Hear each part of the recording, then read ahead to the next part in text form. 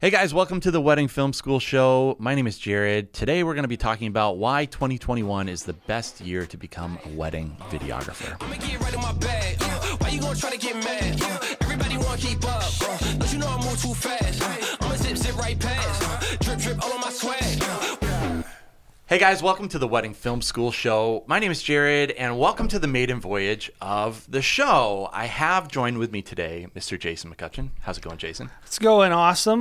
Before we get into the show, I just wanted to tell you guys today's show is brought to you by one of our favorite lighting companies, like in a real serious. We actually really love this company, and we got a really cool deal for you. Kinotenic, which if you head over to their website, you can actually get 25% off your entire purchase, which they make the Practilite, which in my opinion is like the perfect light for wedding filmmakers. So head on over there and enter our special code, which is WFS25, Wedding Film School 25, WFS25. Head over to their website. It's kind of funny. And so I'm going to spell it out for you guys listening on the podcast. KINOTEHNIK.com. Head over there, get 25% off your Practilite and really your entire purchase. It's an awesome light. But anyway, so that's our sponsor today. That's awesome. Pretty cool. Yeah. But we're excited because we got an awesome show for you guys today. And this is our first show doing the Wedding Film School show. We couldn't be more pumped about doing it. Yeah, I mean, we've been doing a show called Wedding Pros for a couple years at this point, year and a half, 2 years roughly. And so we were really excited when we started talking to Bobby, started talking to Jason about how we could kind of combine forces and come on just as a regular cadence to Wedding Film School by just kind of starting conversations really through a podcast. The thing I love about podcasts is just we can actually have like a real conversation and not just like produce YouTube content, which also Wedding Film School has always been really good at. I think they're really the original, YouTube creators when it comes to wedding videography and wedding filmmakers and just equipping people. Yeah. If you're listening, by the way, on the podcast and you are a Wedding Pros listener and you're not familiar with Wedding Film School, I encourage you, if you really want to get familiar with them, head over to YouTube. Just look at Wedding Film School. They have a lot of the top videos on YouTube for wedding filmmaking. Behind the scenes videos, gear stuff, tutorials. It's really a great resource for aspiring wedding filmmakers, active, professional, just anybody in that kind of sphere of influence. And one of the things that we look at when we think about what does it mean to be a filmmaker is like you're always learning. Nobody's out of wedding film school. Like you're always learning, you're always growing. And so we were like, how do we take this, create something that we think fits within the ecosphere of Wedding Film School, enhances it, and helps more people come along and learn. So that's why we're doing this weekly show. Yeah. I like the fact that we're doing this and kind of just having regular conversations because, as you know, and if you're at any stage of your wedding filmmaking journey, it can be pretty intimidating. You have a lot to learn, especially when you're just starting out. So I think the idea behind the show and really Wedding Film School as a whole is to help equip people, especially when you're just kind of starting out, when you're just trying to be a sponge and take as much information as possible. I think our hope is also that if you are an experienced veteran in the wedding industry, that there's plenty of great information that you'll be able to take from the show and from the YouTube channel. You can log on and learn about very specific pieces of gear, how to use them, how to set up gimbals, whatever you want to learn. But also, part of your education is just being around other really great filmmakers and hearing the way they talk, the way they interact, what they're thinking about. And that's more where the podcast comes into play, right? Yeah. Where you can actually just hear people's thoughts, right? And getting people involved. I think it's a big deal. Not only can you listen to a podcast where we interview some of the best minds, the best filmmakers in our industry, or just photographers or anybody who we think will add value to wedding filmmakers, but you can connect with them. We're hopefully going to be creating a range of ways you can actually get involved and ask questions. And for us, that's a big deal. It's not just giving you content, educating you. We're the bosses. We know the most because we don't know the most. We do our best, but and we have experience. And I think there's some things we've learned over the years, but certainly we don't have the market cornered on what it means to be a wedding filmmaker. we want to plug you in with people who have a different perspective, who are better, who know more, who've achieved things that we haven't achieved, give you an ability to have access to those people. Mm-hmm. So, yeah, I guess, it's probably beneficial to tell people like who the heck we are. And, obviously we ran Wedding Pros for a while, but Jason and myself have actually been involved in the wedding industry doing, I'm a photographer and videographer. We've started just doing filmmaking, and I've kind of straddled both. Jason does a lot of filmmaking, a lot of editing, and we've been running our business together since 2010. So we've been around for a while. We've learned a lot. We've been around a lot of awesome people. And so I think our hope, like Jason was saying, is just bring whatever level of experience that we have, but also talking to people that are way better than both of us put together at wedding filmmaking. And kind of more of what we do is we have seen our business be very successful. And so that's kind of where we're able to really sharpen people. That's really kind of where our expertise is. And so that's something that we're also really excited to kind of bring to the podcast, is just how to make money creating art. Right? So speaking of successful people, yes, we're not doing this alone.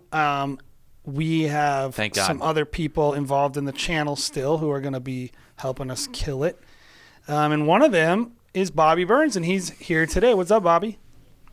What's up, guys? Thank you for joining, man, dude. And thank you for, asking us to kind of be a part of the wedding film school journey and evolution and what it's kind of turning into. We're really excited to be a part, man. Yeah, I mean, obviously we're all excited, which is awesome. But yeah, I love what you guys are saying. I mean, I know that what you guys bring to the table is going to be amazing. I know we've been talking about this for a little while.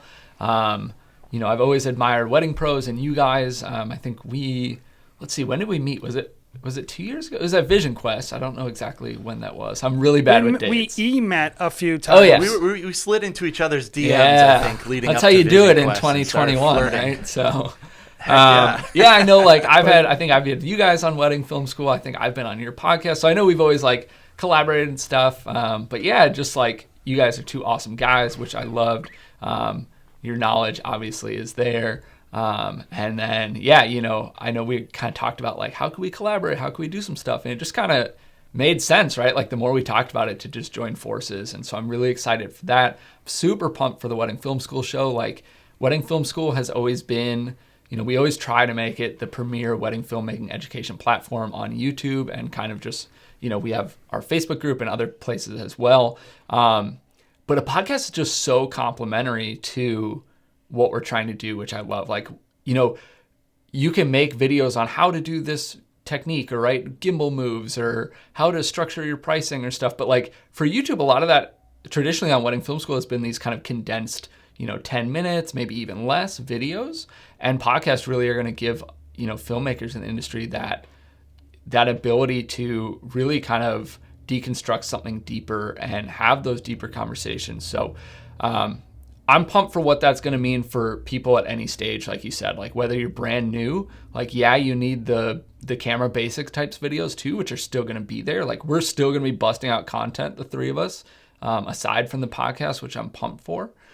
Gear reviews, all that stuff too. But especially whether you're new, or especially, if you've been in the industry for a while, like you said, it's going to be those kind of like mind melds and like tapping into like these top creators, right? And what's going through their head, and where's their mind at, and what are they thinking about on a day? So really pumped for what this is going to do. So Bobby, you kind of brought up something that I was going to ask you about, but just like Wedding Film School is a big part of what I would consider a small community of people, which is wedding filmmakers, and so, how do you see the future of the community growing? And it's not just about content. It's not just us telling you this is what you should be doing, but it's us, the channel, the Facebook group, the show, really helping to really take a group of that's really a small. I mean, we're a small crew, man. Wedding filmmakers. There's not tons and tons of us, even though it feels like they're a dime a dozen. They really aren't. And ultimately, like, it's a revolving door too, because you have people that come in, learn through weddings, and then they're going to commercial work or music, whatever they're doing. I think I remember seeing somewhere the average wedding filmmaker is only in it for 2 years. Yeah, building block. Yep. Or they just flame out, which we don't want. Yeah. But ultimately, like, we want to build community. So kind of tell me a little bit about, like, our vision for building community as Wedding Film School. Tell our listeners. Yeah, I mean, that community is kind of the biggest aspect of what all of us involved want. Like, we want Wedding Film School to be that place where you can be, like, you're tapping into that Facebook group, you're watching our, binge watching our YouTube videos 2 nights before your first wedding, and, really being able to follow with us. Wedding Film School is not a linear track. It's not a course in itself.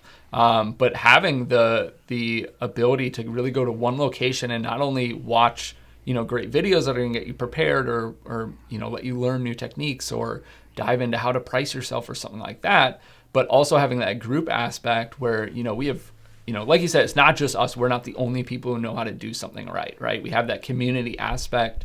Where you can grow with that community, you can reach out to that community. You have like these amazing people who are established, who, do great work, who are pushing, outside the box, stuff like that to tap into as well. And so, I think, that growing that community is what our number one goal is. And we have a few ways that we want to do that. The podcast is one of them. We have some other big things upcoming too that we're not announcing right now, but just we when you think about like getting better, ultimately, getting better ultimately ends up having more to do with the people you surround yourself with, even than the content that you ingest. And so we know that and like when you say like our goal is to help wedding filmmakers get better, we know maybe at the beginning all you need is a couple tutorials, right? When you first start out, if you just know how to set your camera and you go shoot the job, you get the job, it's really more about like you're just white knuckling it. Yeah.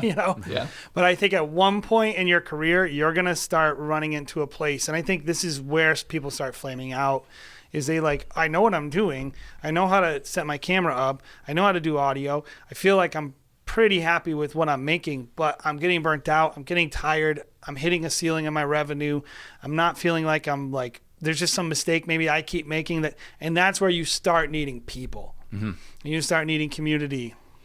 Yeah, you need that community, and I think there are kind of 2 points where that community really helps. The first, and you kind of mentioned both of them, but the first one is, when is that transition from like, we mentioned like, okay, the average is 2 years that people are staying in the industry, whether they burn out or whether they aren't running a successful business or whether they're going on to bigger or different things, right?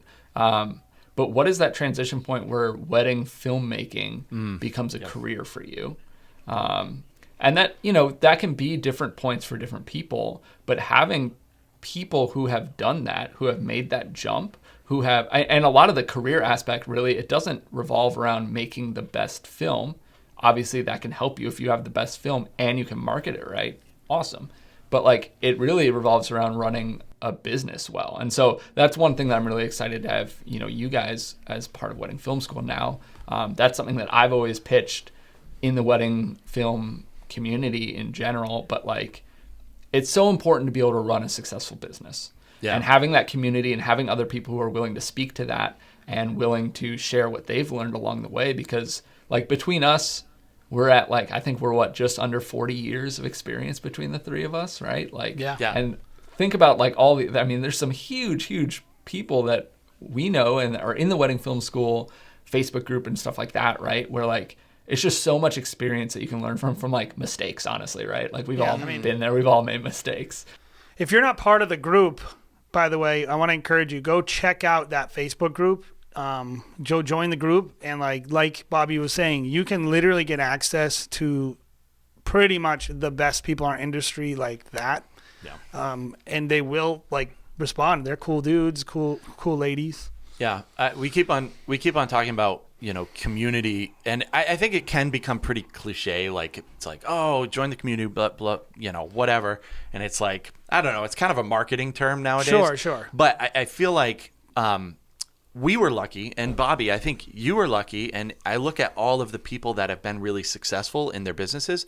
They've had a person like Jason and I started Stop Go Love 12 years ago. Bobby, you had Micah that was kind of like your iron sharpens iron. Like, she might be doing really well and you're kind of down. You can kind of build each other up. I look at Alex and Whitney. I look at Henry and his brother. Like, I look at all of really the most successful people. They have a support system that kind of encourages them to carry on. And I feel bad for the people out there who are just like, look, I love video. I love what I'm doing, but it's hard. It gets really hard to run your own business. I was talking to a kid in Indiana, doing a consult, like a coaching session. Really nice kid. And he's telling me he doesn't know any other filmmakers. He's never second with anyone. His films, he's doing it by himself. And he's just looking for connections. He's looking for mentorship. He's looking for friends. And I think that's a lot of people. Like, that's like the difference. And like basically what he needed me to do was give him the confidence to do the thing he already was planning on doing.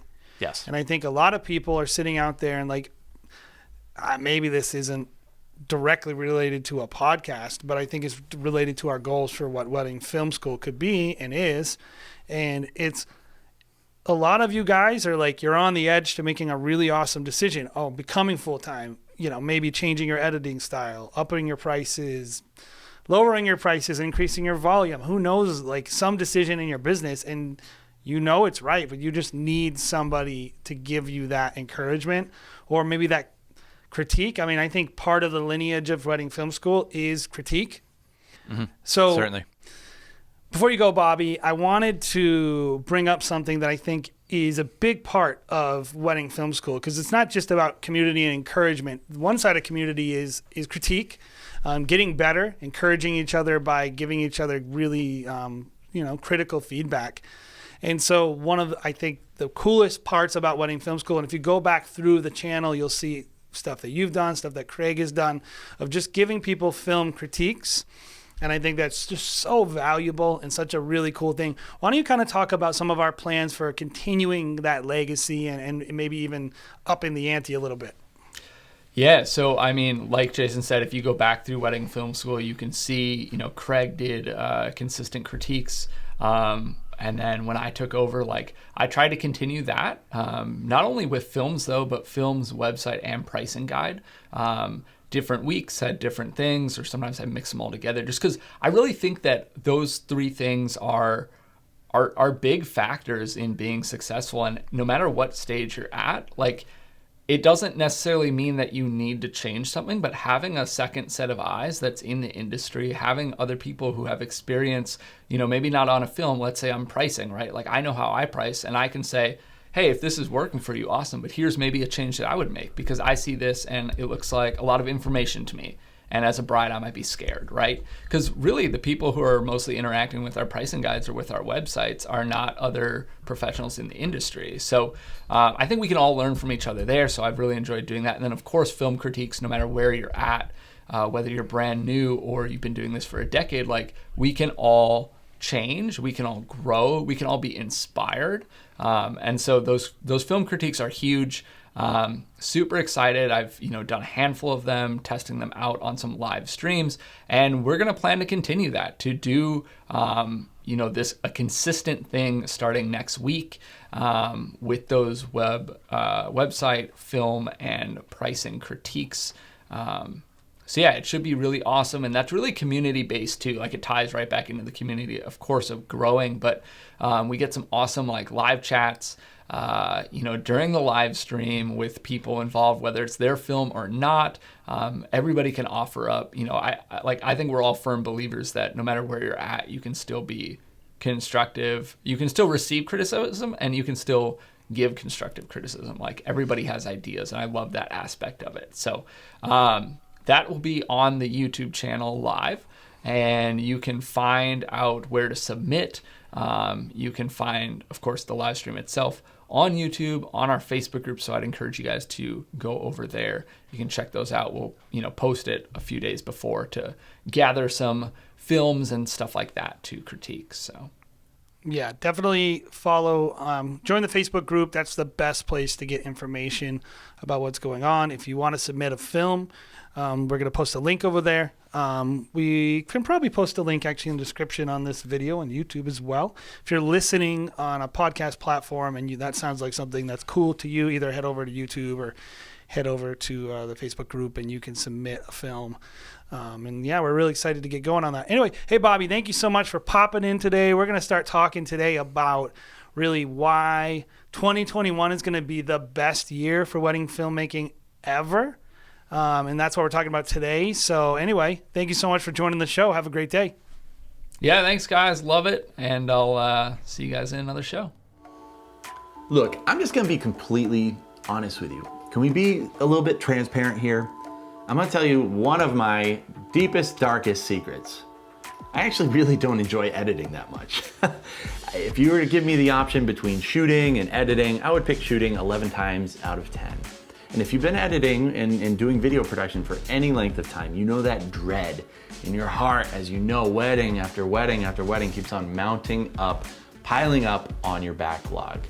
It really sucks. I hate it, and I'm sure you do too. So what can you do about it? You can, of course, ignore it. It's not gonna go away. You can hire a video editor to work on staff. Maybe it costs you 50 to 60 grand plus taxes. Or you can simply reach out to our friends at No Backlog. They make it super easy to knock out edits while you focus on other more important things like growing your business and making more money. And that's what it's all about, right?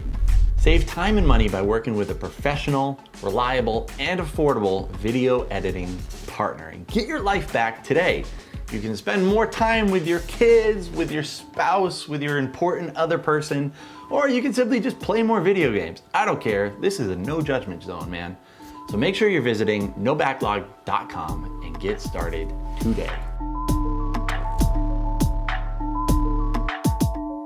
All right, guys, so welcome back to the Wedding Film School show. Today's topic we're going to talk about is why 2021 is the best year to become a wedding filmmaker, or to not become a wedding filmmaker, maybe.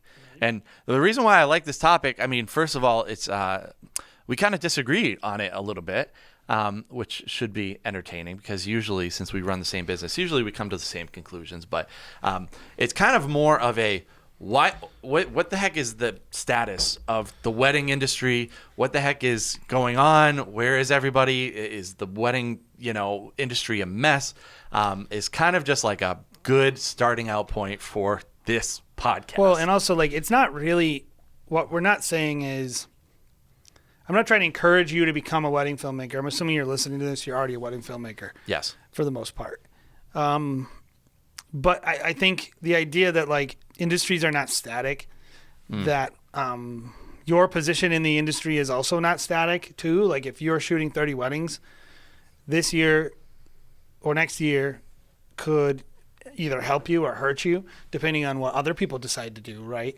And it's this idea of, like, how is really just the wreckage of what happened in 2020 with our industry, which was a total cluster. How is that going to affect us going forward? And I think in some ways it's going to create some really awesome stuff too. Yeah, I think one of the things we noticed very early on was that a lot of people are going to reschedule from 2020 to 2021. So what the heck does that look like? Like, yep. We are fully booked currently. Like, I know with our business, we do a lot of weddings. We have full teams. We have, a couple full-time editors. So we do a lot of weddings throughout the year. And now we're having to roll all those shooters that are going to be filming for us. Now they are filming probably the same amount of weddings in the next year, plus a whole entire extra season. So how are we able to do that? Like, we are kind of a scale model, I would say. And our solution is just, we can get more shooters. If you are a single videographer, you're kind of stuck to just, maybe instead of doing 20 weddings, now you have to do 40 weddings yourself. Or you're at full capacity already. You can't do any more weddings, right? Yeah, we did a whole episode on the Old School Wedding Pros podcast talking about like how are we going to retain your revenue, Yeah. right? And like either you're going to like shoot twice as many weddings, Yep. or you're going to just be like, meh, I'm going to just do what I can do and deal with whatever revenue hit you take. I think that's a lot of people. And the other thing is there's a massive decrease in supply. And Yes. whenever you get a decrease in supply, like you're seeing it with all these companies, right? When demand outpaces supply, that actually increases prices. It does a lot of things. It creates opportunity. I'll give you a really quick example. Peloton bikes. Me and my wife got one because we're going to get fit. Right? Did you really? Yeah. We're going to get fit. How much is a Peloton bike? I don't know, $2,500. $2,500 for a bike? Well, bike plus all the apps and the Oh my gosh. You guys will never use that. no. So she was going to. Well, here's the deal. That was the negotiation. Okay. Because we had another membership, and I was like, we're canceling this. Yeah. Anywho, Yeah. they're not shipping them because of coronavirus, and so what's happening? Their stock prices are actually going up because demand is crazy. They bought a new factory in the States, which will increase their ability. But then the other two things that are happening are, I guess one thing, but for two competitors, their competitors are now taking the market share from people who are pissed off and can't get their bikes. Yes. And the same thing is going to happen with wedding filmmakers. Yep. Which kind of brings us to the point where point number one, demand has never been higher for wedding videographers, and also availability has never been lower for videographers. So you have all these people like us who have an established wedding film company who are just like, look, if I didn't have other people that I could train and bring our assistants into second shooters and then our second shooters into lead shooters, we would be screwed. We would be topped off. We would be maxed out. And that's where I think a lot of people are. So there's opportunity there, right? So reason number one is you have more opportunity to work than ever before. People are looking for a videographer, and now, they can't find any. So you have a shot to be that person. Yeah, it's not just that they have opportunity in the sense that like there are more weddings. And that's one thing I would say. I don't think there are more weddings. I think there's going to probably be, maybe there's more. I don't know. It's hard to say how that's going to flesh out. But there's definitely less vendor supply. And so people are going to be calling people and saying, we have, I think, 3 days or 3 weekends where we have over 10 weddings. On a full weekend. On a full weekend. Friday, Saturday, Like- Sunday. like- I think we have some that are 10, 12 even. Yeah, and 3 so like days, if you 12 look at like a weddings. 3-4 day window, and that's us with a large volume. Other guys, if it's just you and you're driving up to a destination wedding, that's 2 days gone, 3 days gone, right? And so like the supply is just way, way, way down. And so if you're new, you're wanting to get into the industry, you have an opportunity to strike. And I would encourage you, like, if you're looking and going like, oh, is this a good time to get involved? Coronavirus. It's like, actually, it's a really good time to get involved. I agree. And also, I guess this is a one point B of the first point that we made is usually when you start out your wedding videography journey, how are you starting? You're starting out, you're being like, I'll shoot your wedding for free. I'll shoot your wedding for $300, $500, whatever. You really, because of demand, and Mike McCallowitz talked about this when we first started, surge pricing. You don't have to actually start out saying, I'll shoot your wedding for free, because who else is the customer going to find if they're looking for somebody and everyone's already booked? They're going to go, I'll book you for $1,000. You don't have to undercut the competition because the competition is all booked, right? This is a little tip. If you're getting a phone call from someone and they say, oh, are you available? And you don't know what to do, you're new, and you can get the sense that they've spoken to other people, try to see who they spoke to, and then try to see what their prices are. And then charge what they charge. Or a little less if you're not comfortable. But like, they had the money to afford them, so they got money to give you. Like, now maybe they're like, you're my third choice. You want to be careful there. Yeah. But you certainly don't need to come in so low where you're like leaving money on the table. Totally. And not to get too off topic with that, but just like, how many times have you seen people post to the Facebook group on Wedding Film School like, hey, I did a wedding for $300 and now one of the bridesmaids wants to book me and they're asking why I'm charging $1,500 a year later. And now they expect me to do the same film I delivered a year ago for $300. Now I'm charging more, and I'm kind of caught in between, right? When you just raise your prices right off the bat, you don't have to deal with a lot of that stuff. It's just people take you seriously right off the bat. Yeah, I mean, we never have charged less than $2,500 for an edited wedding film. Yeah. Since the day we opened our doors. Well, we did that first one for free. Well, we said, who will let us do it? But the second we got a brand name and a website Totally. and like started promoting ourselves, we were like, I guess it's this much. Yeah, yeah. Anyway, so what's the second reason why this is the best year? Sure, yeah. So the second reason why 2021 is the best year to become a wedding videographer is because the gear has never been cheaper, right? Like one of my favorite cameras right now is the Fujifilm X-T4, which I think is like a great camera.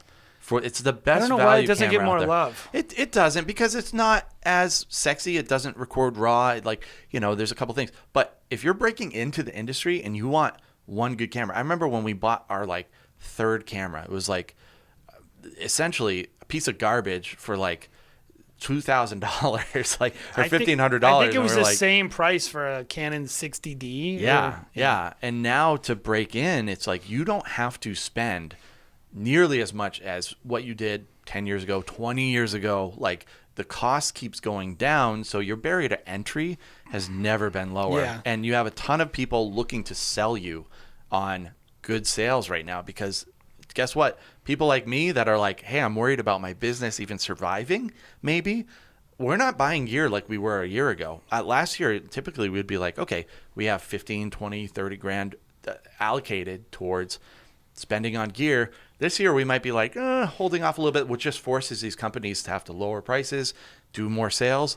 You have the opportunity to buy gear at a steal, right? Here's another side to that. Yep. Last year was, I think nobody would debate, the best year ever for prosumer camera releases.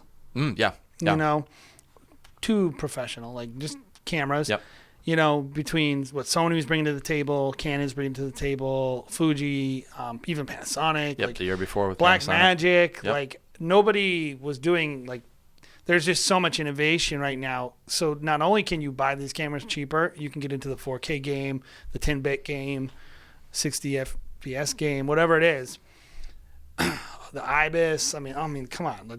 There's so much. You don't need that stuff to shoot a good wedding film. You can go buy a really, really cheap used Sony A7S II or whatever and make a living. You can get that stuff for a song. Yes. You know, you could probably get kitted up for like $4,000, especially if you go start used. out. And if you have any experience editing, I mean, we just started a new company that's essentially, we show up with one handheld camera and we record like a 3 to 5 minute highlight.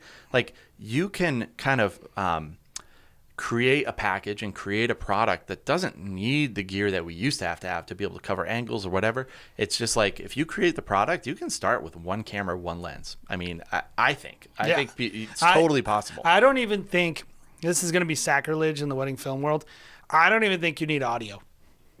Yeah, well, I mean, people have proven that you don't, but it maybe to run a business. Maybe you simply can't charge more. Like if someone's, and that's it. But to get started, that's a great way to get started and be creative, right? Audio is one of the hardest things. Yep. If you suck at it and you don't want to do it, but you're a great editor. I mean, I'm just saying, like, there are a lot of ways to get into it and to get involved, and I think, like, you could go buy used Sonys, show up, shoot with one camera and if you're good, and if you actually practice and learn the moves, you show up with a gimbal and you shoot. Like, I think you can make a very saleable, your favorite word. I hate that word so much. He wants it to be sellable. Very sellable. You say saleable, and I'd like want to slap you.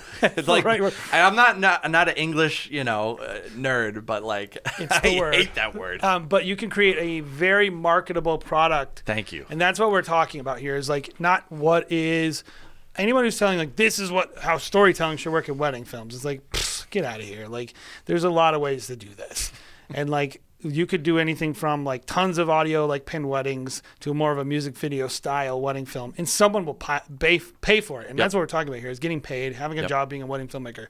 And so, yeah, I think that's a good point. Gear is cheaper, more accessible than ever.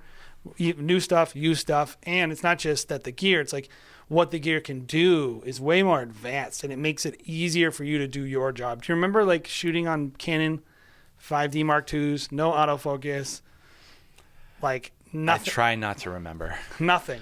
Well, it's just, it covers your butt too, the gear that's out there today, which is like when you first start out, that's the thing you're the most afraid of doing, is making these critical errors like, oh, I formatted my card by accident or whatever. Now you have dual, camera slots. It's or dual card slots. Well, even the storage cost, cost of storage. Remember how expensive it used to be? Yes, it's brutal. I was listening to Craig Adams on I was going back in time watching old videos. OG Wedding Film School videos, and he's talking about when he shot a wedding and he was shooting on a 60D at a wedding. And then he realized in the middle of shooting that he wasn't going to have enough card space. And he didn't have enough cards, and he had to switch over to 720p. And that you don't even know what it was like if you're getting into this industry. I know. Well, even before that, like, if you don't know, this is a great thing to bring up in the first episode. Is Jason was actually and I love to tell this, you hate it, but Jason was my high school media teacher, and that's how we kind of got started. But back when I was learning Final Cut 7... The barrier was pretty low, by the way, to teach high school media. So. Yeah. But I just think it's funny. People always think that's funny. But, so back then it was even worse than when we started doing weddings. It was like you were recording on tape. It was like the storage cost was like through even worse than that. So it just progressively got better. It becomes cheaper and cheaper and cheaper to create awesome-looking media, right? We're not more than 10 years away from this being accessible to everyone. So this is pretty new that everyone can get involved in this. So it's a great time to get involved. So that brings me to my point number 3 of why 2021 is the best year to become a wedding videographer. And it's kind of due to the circumstances of what's going on. And it's never been a better time to be a creative in wedding videography. And I bring that up because you have so many people doing very different types of weddings nowadays. Instead of just doing your traditional, like, get ready, first look, ceremony, cocktail hour, get some details in between, go into the reception. You have this total wide open world of, like, we did a wedding last year. We shot it together where they're like, hey, we're going to do getting ready, and then we're going to do our ceremony, and then we're going to do a trolley ride around Boston where we stop at our church to see church people. There's going to be like 40 church people there. We're going to stop at a big open field overlooking Boston where all of our like friends will be. And then we're going to stop by the place where my fiance proposed, the Coolidge Theater. We're going to do some cool shooting. And it was just this crazy experience, right? And so you, as a new filmmaker, my argument would be you can do stuff that you normally couldn't do. You can be more creative. It's actually more fun than ever to be a wedding videographer and introduce these new ideas, right? If you're new to listening to Jared and Jason, you never listened to the Wedding Pro show, first of all, go back and listen. I think there's some good content. But second of all, one of the things you'll know about us is that we don't really care so much about this idea of like, actually, I will say we really disagree with this idea that wedding films are some stepping stone career. Like it's not a real career. You're not a real creative. You're not a real filmmaker if you're making wedding films. I think that's garbage. I think a lot of wedding filmmakers make tons more money than all these people who are doing other stuff. So like, if you're into, money and owning your own business, great. If you like to go slave away on sets, which is also great, and there's a lot of people doing that, go do that. But like, it's not some end all be all to get out of weddings. Yeah. And I think for us, when we look at like this idea of like, what does it mean to be a professional wedding filmmaker? A lot of it's like, well, what kind of stories can I tell? Can I be creative? Is there a market for my vision? And I think that's maybe why people wanted to get out before, is like, maybe they're thinking like, well, nobody will pay me to do the thing I want to do. And I think what you're really hitting at is more like, there is a market for most any type of wedding film. Now, some are easier than others. So if you really are committed to an artistic vision, you have to maybe work a little harder, be a little smarter. But at the end of the day, like, the idea of what does it mean to be married, and what does a marriage look like, and what does a wedding celebration look like. Even with after COVID, even more so. Okay, is it destination? Is it small? Is it big? Is it luxurious? Is it intimate? Is it like, you have so many different types of stories you can tell as a wedding filmmaker, and that's even greater now than it was 10 years ago. Yeah, completely. No, I'm really excited. I just, most of what I do nowadays is produce content for wedding film school. That's what we're starting to do. But then also I talk to brides literally every single day, like 2 to 3 times a day, usually, whether it's current brides or future brides, and just hearing or grooms. That's right. Most of the time it's brides, but no. Yeah. Can't say that. Men and women call us equally. Yes. But we, I am really impressed to hear what people are either transforming their wedding into, where they're like, hey, it's just going to be a backyard wedding. We want to put more emphasis on video, which is super fun. I'm super excited about it. We're lucky to be kind of receiving some positive sides of the virus, where we can be a little bit more creative. We've got some pretty good COVID weddings. Yeah. Or people now are just like starting off with like, look, we want to really base our whole wedding around creating an awesome wedding film. And honestly, like, I wasn't experiencing that a lot before. I've always been like traditionally like, hey, we got everything else booked. The only thing left we have to do is get a videographer. How many times do you hear that when you're talking to people on a consultation? And now it's like, hey, we see more value in it. And it's really an opportunity, I think, for our industry to change and become a focal point of people getting married, I think. One of the statistics we like to talk about a lot is like 60% of brides and grooms, at least, what the? Whoa. Sorry. Blooper track. Weird. That made a really like bassy like. It's a big capsule. Yeah. One of the things we like to talk about a lot is just that like 60% of couples, at least previous to 2020, were getting wedding films. And I think it's less, actually. I think it's like 54, 52. Yeah, somewhere around there. But essentially half. We get that from a range of sources, from the Knots survey all the way to one of our favorite websites, the Wedding Report. And so obviously that number is going to grow.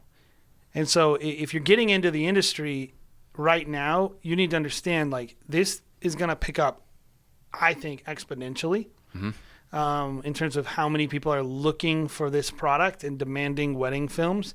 And here's the other amazing thing is like, in my opinion, I have no data to back this up, wedding filmmakers and of course photographers, but image creators are the single most responsible group of people at branding the small celebration as actually a quality experience. I think wedding filmmakers even more than photographers, because the story you're telling is giving brides options and a vision for, wow, that would look like a good party.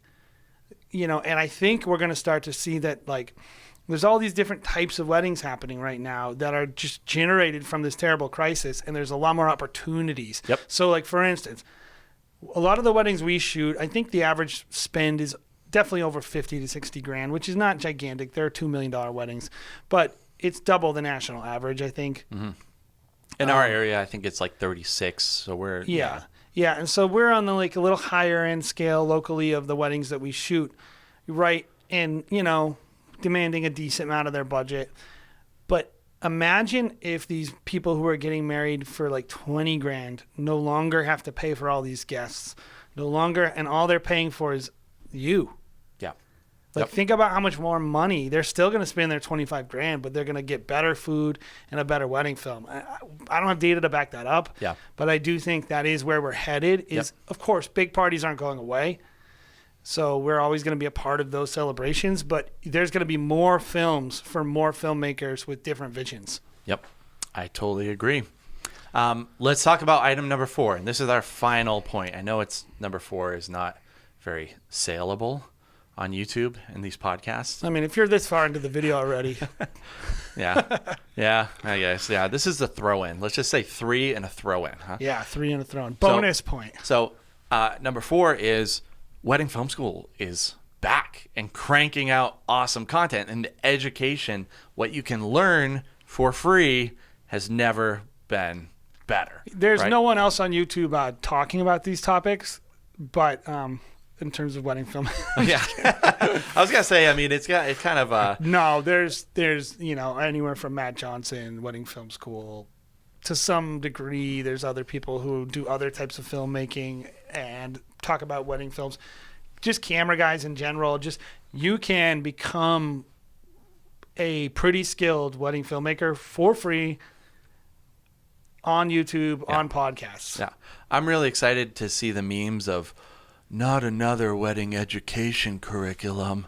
Those ones, I'm really excited to be on one of those with providing a new podcast. It's my dream. Providing, more YouTube videos on Wedding Film School and putting stuff out there. We got like not a ton of like podcast reviews. People just generally subscribe and listen. But one person was like, "Those guys are the most arrogant people." And I was like, we made it. Somebody give me hate mail. 1 star. Yeah. And I understand, I understand where those people are coming from, because it's like, honestly, but at the same time, I think we keep on coming back to, like, we do see a lot of growth in our industry, and the way that we're going to, raise all boats proverbially is going to be by just putting out a better product. I say it all the time. I think photographers are 5 years ahead of us in terms of what they're creating, their vision for the industry. They're like, it was like 5 years ago where people were like, I'm going to start doing just elopement ceremonies, and I'm a photographer, adventure photography, bench heist, all these awesome photographers who are like, we're going to go to the top of Yosemite and do all this stuff. And now you see a lot more of the videographers. Well, even in photographer, like photographers are talking about ClickFunnels and like email marketing and all this stuff, and like we're like, is Facebook still good? Like that.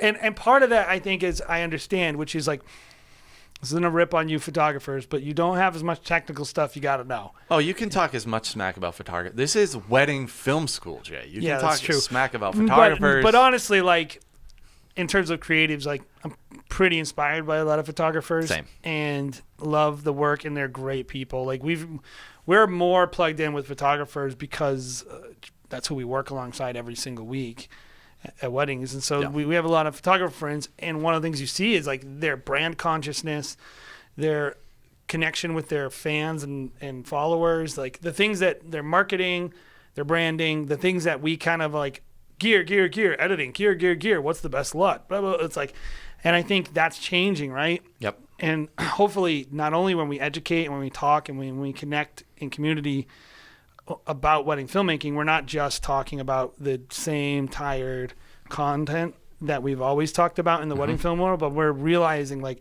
there's opportunity here to go further and be better. And it's not just by making better films. Yeah. Creatively and as a business, trying to, curate your, customer. There's a million different things business-wise that, I think a lot of people can get better at, myself included, man. I mean, it's just there's so much to do. So much to do and never enough time. So it's really just a matter of, figuring out what's best worth your time. So luckily, there's always someone who's killing it that you can be inspired by. That's it.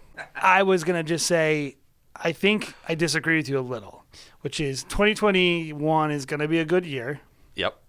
But I think 2022 is going to be the year. Yeah. I think it's going to be where all these factors are going to coalesce, and there's going to be a bumper crop of opportunities for people. And honestly, maybe this is the best year to get in because a lot of us experienced people are experiencing a little bit of pain. But 2022 is going to be, I think, the biggest year in our industry ever. Across wedding, everything. Like the amount of, if you can survive obviously 2020, but also you get through 2021 and don't want to kill yourself because of all the editing you have to do. I'm telling you, hang in there.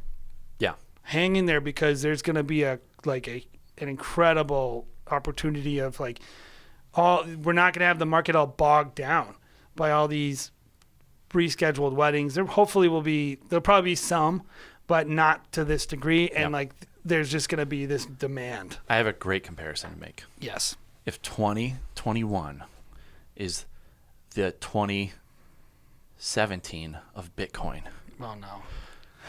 2022 of wedding videography is the 2020 of Bitcoin. So get in before the getting is really good. When you're actually be ahead of the industry, you can make mistakes in 2021 and be prepared for an insane year of profit and money making. Yeah, and that's a great point to end on. Is for every one of us in the wedding film community, what are you working on in 2021? What's your plan to grow your business? Please don't just sit on your laurels, or don't even just let yourself go into survival mode. Like, keep challenging yourself, because if you can build that brand, if you can get that website fixed, if you can fix a few problems, even in the middle of all these reschedules and all this craziness, I think you're going to start to see that 2022 is where the payoff is going to be awesome. And I think a lot of people are going to be like, at the end of 2022, like, basically my 2020 negatives got wiped out by how good 2022 went. And so definitely hang in there. 2022 is going to be awesome. And 2021, it's going to be great too. There's going to obviously be issues. Who knows? We don't control coronavirus, or, I mean, wouldn't that be crazy if we did? If it was the key is wedding videographers. Wedding videographers. But no, like, we can't predict how that's going to turn out, or any of these different things. But I'm just telling you, I know it. If you can hang in there, and you're creative, you're resilient folk out there, hang in there, because I think it's going to be a good year, and I think you got that. Yep. So let's wrap this thing up. Guys, I do want to also mention there's a thing going around. You may have gotten an invite, maybe not, but we are inviting people to join us on Clubhouse this week. We're going to have a weekly Clubhouse. Kind of essentially the way we're seeing this is a comment section of the podcast. So an interactive kind of comment section. A discussion. So you can actually be a part of community, right? And ask questions in the future. It's probably going to be both of us at first, maybe one of us down the line. And then also, as we're having more guests on the podcast, we want to invite them to actually come on as well and answer questions as well. So make sure you're joining. We're actually going to talk this week. I believe it's January 21st, this Thursday, 1 p.m. Eastern Standard Time. Make sure you are following me, Jared Haas, Jaredhas, on Clubhouse. If you need an invite, why don't you just DM the channel on Facebook or on Instagram, the official Wedding Film School Instagram account, and we can send you an invite. I believe I have quite a few more. Jason has a few as well. Someone on the team will let you in. We want to just have a discussion. We want to invite you to contribute, ask questions, because Jason and I obviously don't have all the questions or the answers, and we really want to invite you to be a part. Yes, that is true. Yes. All right. Hey, so listen up. This is the end of our episode. Okay. Hopefully you loved it. And if you did love it, we want you to follow. We would love it if you can give us a review on any of the platforms you're on. And, of course, head over to YouTube. Check out all the other content on there. And definitely subscribe. But you know what's even better than subscribing, and it really helps us even more? Hitting that little bell that lets you know, the alert bell that says, hey, here's a new upload, because we really, really want to be able to get really good feedback of what's interesting to people, and it really helps us to know, like, what are our subscribers into. So definitely head over there, do all that stuff. Thank you so much for checking out the Wedding Film School show, the first ever episode. There's a lot more to come. We cannot wait. Have an awesome day. I'ma get right in my bag. Why you gonna try to get mad? Everybody wanna keep up. Don't you know I move too fast? I'ma zip right past. Drip all on my swag.